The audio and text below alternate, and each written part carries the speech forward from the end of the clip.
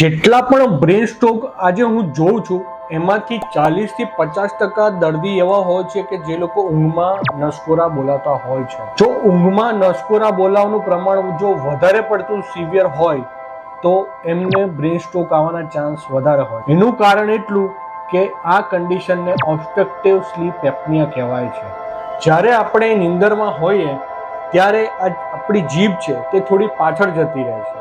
એને કારણે મગજમાં પૂરતા પ્રમાણમાં ઓક્સિજન મળતું નથી, જેને લીધે રાત્રે ઊંઘતી વખતે કે ઉઠવાના અડધો કલાક બાદ બ્રેન સ્ટ્રોક આવવાના ચાન્સ વધારે હોય. તેથી જો નસકોરાનું પ્રમાણ વધારે સિવિયર હોય તો એવા લોકોએ વેટ રિડક્શન કરવું, સ્મોકિંગ, આલ્કોહોલ દૂર કરવા, વ્યવસ્થિત વોકિંગ કરવું અને તે છતાં પણ જો નસકોરા વધારે પડતા હોય તો એક સીપેપ નામનું મશીન હોય એ રાત્રે પહેરીને ઊંઘવું, જેથી નસકોરા ઘટી શકે અને બ્રેન સ્ટ્રોક આવવાના ચાન્સ ઓર ઘટી શકે.